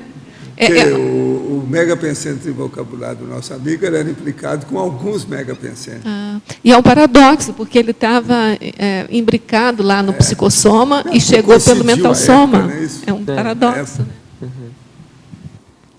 Mas agora, o chefe aí, o Daniel, ele tem o quociente intelectual dele é alto. Ele aí vai longe. Você olha bem isso, segura a barra, né? O galã aí tem cabeça. Então, isso... Você pode fazer mais 200 verbetes aí, folgado. Já tem 2 na Pois é, já está na bica. Nós vamos ver isso. Ele é bom. Você vê que ele fala tudo. O processo mais sério seu é a sinceridade. Você não ficou na droga, você nunca ia ficar muito tempo mesmo. Cedo ou tarde você ia cair fora, por causa da sua sinceridade. Você é autêntico. Quando a pessoa é assim, tem esse temperamento, ela não fica na coisa mal feita. Não dá. Ela não se sustenta. Ela não se sente bem. É justamente o seu caso. O cara é autêntico. Isso não é qualquer um, não. Tem que olhar. Daniel, Oi. Aqui, na parafatologia, na 5ª linha de baixo para cima, você fala da inabordabilidade extrafísica, devido ao cuidado em se aproximar da psicosfera da consciência em situações perigosas. Como que é essa questão? Se ocorrer a abordagem, acaba dessomando a pessoa de uma vez? Então, essa é uma ideia do Projeciologia. Tem as leis da inabordabilidade extrafísica, né? Não sei, me engano, eu acho que eu citei aqui na Legilogia. E são 3 situações, né? 2 se encaixam aqui no verbete, que é uma que a consciência está com uma arma na mão e a outra a consciência está dirigindo o carro em alta velocidade. No caso, o Projeciologia, ele fala assim, caso a consciência perceba, ela pode tomar um susto. Sim. Né? E especialmente na questão do automóvel, ela pode bater o carro. Sim. Né? Então, é mais ou menos isso que eu quis falar aqui, né? Mas como que é a questão da abordagem? A consciência aparecer para a consciência? A pessoa pode sentir, pode aparecer, ou, no caso, a sua energia pode estar lá, você pode contribuir para algum tipo de acidente. Sim. Né? Tudo é possível nesse caso, né? Eu não tive uma experiência nesse aspecto, né? O que eu coloquei mesmo foi o que eu li no Projeciologia. Ah, tá. Em efeitologia, eu não falo a página porque eu estou no computador que não está aparecendo a Tudo página. bem, já achei aqui. Efeitologia, página 8. Os efeitos evidentes da resposta multidimensional diante dos abusos intrafísicos do ectoplasta. Acho que você já falou isso. Eu falei mais um pouquinho da ectoplasmia, mas é isso. O ectoplasta, ele abusou. As coisas vão... Ele abusa, ele tem anticosmética, ele está lá, ele dirige o carro que nem louco. E vai ter uma resposta. Ele vai se afinizar com alguns tipos de consciência. E isso vai trazendo. Você vai... A pessoa ectoplasta, a resposta ela vem muito mais rápido para ele. Sim. Né? Uhum. Então, é isso que eu quis dizer aqui. Ok. Na questionologia, página 12, você coloca: já extirpou os pequenos vícios autodestrutivos sutis Como tem assistido as consciências ainda perdidas nessas circunstâncias? Gostaria de saber, 2 pontos. De que forma já assistiu as consciências nessas circunstâncias? A defesa do verbete, penso ser uma forma. Poderia citar outras formas de assistência que já tem experimentado? Bom, eu vou ler para você aqui a principiologia. É o princípio do exemplarismo pessoal, o princípio do não acompliciamento com o erro identificado e o princípio da restauração evolutiva. É mais ou menos isso isso que hoje em dia eu estou fazendo, né? Eu me posiciono, eu estou dando o meu exemplo, né? Eu não posso cair nessa situação de novo, né? Isso para mim é uma cláusula pétrea, né? Não vou cair nessa situação de novo. E eu não me acomplicio, eu não tenho mais essa amizade, não fico na casa do meu amigo enquanto ele está fumando maconha do meu lado. Eu não saio com eles e ando no mesmo carro com alguém dirigindo bêbado. Não faço mais esse tipo de coisa. E a questão da restauração evolutiva é isso, eu estou desdizendo o que eu já disse, né? Isso através da TARES, principalmente, né? Então, isso para mim, é uma forma de assistência, assim, já bem considerável. Tinha mais alguma pergunta, professor? Não. Tá. Professor Walter, no dicionário do DAC, ali no 2º parágrafo, na interassistenciologia, o senhor faz uma analogia entre a árvore e a paratecnologia e interassistenciologia. Você poderia ampliar isso aí? Eu digo aqui o seguinte: sigamos o exemplo botânico da árvore porta-ninhos na técnica do acolhimento interassistencial. Só se dá o cobertor de acordo com o assistido, nem a mais, nem a menos, conforme a paratecnologia da interassistenciologia. A árvore porta-ninhos é aquela que tem uma porção de ninho, de tudo quanto é tipo de passarinho em torno dela, na copa, nos galhos, de todo lado. Então, veja, ela acolhe aquilo que aparece. Agora, o cobertor você dá de acordo com a interassistenciologia, mas pela paratécnica, você vê a necessidade da pessoa. Então, a pessoa está precisando, por exemplo, para resolver o problema dela, às vezes, de algum dinheirinho. São só R$5.000. Você não pode chegar e dar 50 mil, porque, às vezes, aquilo vai perturbar a vida dela. A intenção é boa, mas falta racionalidade. Então, tudo a gente tem que ponderar com muita vamos dizer, no caso, muita ponderação, muito equilíbrio, para ver o que é o prioritário, o que é o melhor, dentro daquela circunstância, daquela injunção, daquele contingenciamento na vida dela. Nesse verbete, o senhor compara aqui a arborologia no sentido de interassistencialidade, no contexto interassistencial que a árvore tem, de certa forma. Porque o processo é esse, né? Agora, eu faço aqui uma análise do problema e com poucas palavras, pouca coisa, para a pessoa poder entender com calma. Você vê que é pouquinha coisa que eu estou falando, mas sobre arborologia. Seria o nosso comportamento, de certa forma, interassistencial, 24 horas por dia? E aqui a turma precisa disso, devido àquele negócio lá, ó, pré-intermissiologia. Aproveitar essa vida para dominar o processo o mais possível, para que depois da segunda dessoma a pessoa caminhe para a liderança interassistencial, autoconsciente, como mini peça do Max Mecanismo. Também seria aquela questão dos vários galhos, das várias vertentes interassistenciais. A pessoa tem que ver isso, do processo. Não é só a família nuclear. Nós vivemos com companhias evolutivas, aquilo que eu chamo de compassageiros evolutivos. Ninguém evolui sozinho. Sempre a gente tem as equipes e as equipex, ou seja, os grupos evolutivos. Então, é muito importante isso tudo. De certa forma, é o detalhismo interassistencial que o senhor coloca aqui. É a visão, a analogia com a árvore e esse detalhismo. Isso. Agora, tudo depende do equilíbrio. Né? Equilíbrio da pessoa. Então, por exemplo, a rigor, no duro mesmo, toda pessoa que está fazendo assistência, ou seja, o assistente, ele tem que ter mais equilíbrio que o assistido. É o mínimo. Aquele que é menos doente é que tem que ajudar o mais doente. Então, a regra do equilíbrio aí é importantíssima. Agora, o problema é a extensão do processo do acolhimento. É você abrir os braços para o cosmos. Vamos assistir. a humanidade, a para-humanidade, quem precisar. A situação é essa. Essa é a árvore porta-ninhos. Ok.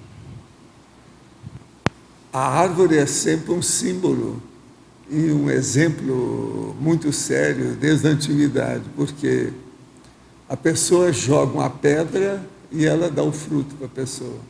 O cara vai lá, quebra o galho, tira a fruta e come, e joga um pedaço do galho no chão. E a árvore está ali firme.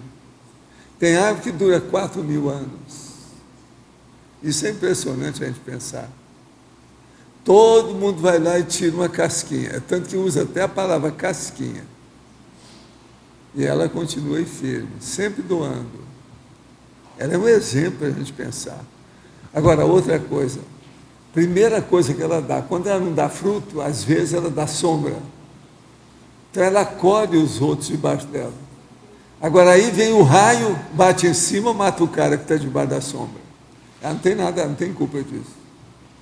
O galho, às vezes, queimou tudo no lado dela. Ela continua viva, e o cara morreu por causa do raio. Essas semanas os civis estão falando de raio. É um monte de gente, não deve ficar debaixo de árvore. O Brasil onde cai, é o país onde cai mais raios no planeta, né? 60 milhões por ano, parece. Está na ponta. O senhor falou aqui do argumento analiticológico, né? Não poderia ser interassistenciológico? Por que analiticológico, principalmente? Analiticológico, eu quero que a pessoa analise a árvore porta-ninhos. Eu tenho outro verbete que eu estou falando disso, com calma. Tem a árvore porta-ninhos, porque a maioria nunca pensa nisso. Agora, como é que a árvore estende os braços dela, que são os galhos, e acolhe todo mundo? Aquilo é impressionante, é um exemplo para nós todos. Agora, eu falo isso porque tinha aquela árvore, que eu acho que era um oca, quer dizer, um carvalho, lá na Inglaterra. Eu vi a árvore, agora ela morreu nessa vida, agora ela morreu. Agora, ela é um verdadeiro edifício. Era a terceira vida que eu vi essa árvore. Agora, a hora que eu cheguei perto dela, eu senti a energia, que ainda estava muito viva ainda. Já faz algumas décadas. Senti aquela energia e eu comecei a ver, então, o negócio todo do passado perante ela, porque o ambiente era o mesmo. A árvore estava lá. É impressionante esse negócio de árvore, o que a gente vê. Eu acho que isso ainda não foi bem estudado.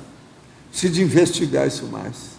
Eu tenho tantos episódios na minha vida que eu marquei a respeito de árvore. É tanto que eu já falei aí, tem gente que está interessada. Vamos ver se vocês me procurarem. Eu vou dar orientação do script para fazer um álbum e um filme documentário em Foz. O nome que eu já arranjei, que eu vou dar para eles lá, é 200 árvores de Foz do Iguaçu.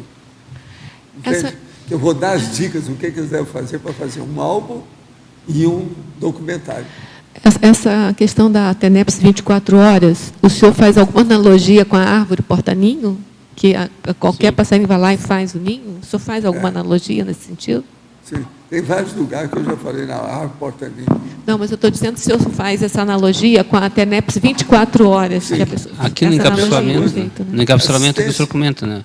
Aonde tem assistência, é bom lembrar da árvore. A árvore é uma coisa fora de série. Tem um livro bem interessante que é A Natureza Ensina. A Natureza Ensina, eu falo isso lá. Agora, nós esperamos de você mais 200 verbetes, acompanhado. Então, esse casal de artistas, vê se nos ajuda no caso. Está bem? Nossos comerciais, por favor. Obrigada. As pontuações da tertúlia de hoje foram 65 assinaturas no livro de presença, 21 perguntas presenciais e 20 perguntas respondidas online. Hoje temos 4 recados. Tony, autenticidade consciencial. Rose, curso professor Valdo. Alcira, com 5 baia. Rosa, programa verbetografia. Boa tarde a todos. Eu queria ler aqui para vocês brevemente alguns tópicos que nós vamos trabalhar no curso Autenticidade Consciencial, que são algumas ideias que a gente vai desenvolver no curso. Então, por exemplo, se você estiver interessado na questão da autodesinibição, o diálogo franco com as outras pessoas, a habilidade de fazer autocrítica de uma forma sincera, a habilidade de fazer a heterocrítica cosmoética com os nossos pares, nossos colegas, binômio admiração-discordância, a glasnost, a transparência, a assertividade, extroversão, a espontaneidade consciencial. Então, esses são alguns dos aspectos que nós vamos exercitar no curso Autenticidade Consciencial. Ele vai ser realizado aqui no CAEC nos dias 26 e 27 de janeiro, que vai ser no sábado e no domingo, tá bom? Todos vocês estão convidados e nós temos vagas limitadas. Obrigado. Nós gostaríamos de convidar a todos para o curso avançado de redação conscienciológica, que vai ser ministrado pelo professor Valdo, neste domingo, dia 20, aqui no Tertuliário, no CAEC, Foz do Iguaçu. Quem ainda não se inscreveu, a gente pede que antecipe sua inscrição para a gente poder calcular, né, mais precisamente possível o número de verbetes a serem impressos. A pessoa que se inscrever, ela vai receber um kit com 4 verbetes e mais 3 planilhas de dissecção estatística redacional, que são as análises dos verbetes feitas pelo próprio professor Valdo. Então, ele vai estar mostrando para a gente como que ocorre esse processo de análise de cada verbete, como é que ele constrói os verbetes das enciclopédias e sobre as pensatas conscienciológicas, como que está sendo feita a construção, né, das ideias a partir das pensatas. Então, a gente pede aí a antecipação das inscrições para quem puder, as informações na recepção do CAEC, a taxa de inscrição é uma taxa simbólica, né, de R$30. Obrigada. Olá, pessoal. Gostaria de convidá-los a participarem do curso Consciencobaia Voluntária do Conscienciograma, que acontece nesse sábado, aqui em Foz do Iguaçu, e temos também o curso Consciencobaia Voluntária do Conscienciograma na unidade do IPC em São Paulo.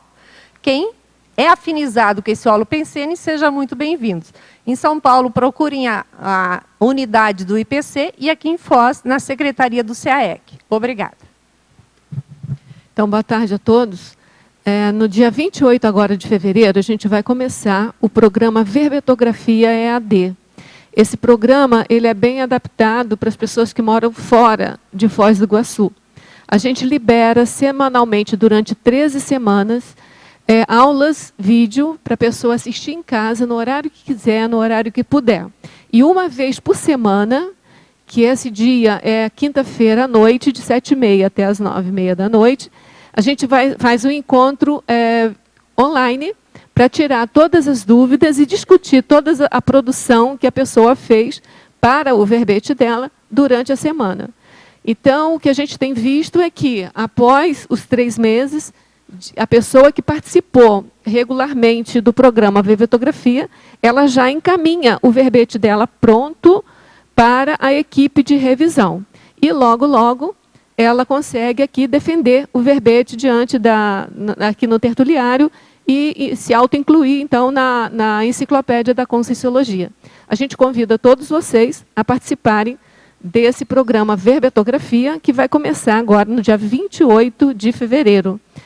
A gente pede para que vocês façam a inscrição bem antes, né, uns 15 dias pelo menos antes, para que a gente possa habilitar vocês no sistema e que vocês já comecem no procedimento de escolha de título, que é um procedimento complexo, portanto, um pouco demorado, então facilita a vida de todos. Tá bom? Obrigada a todos.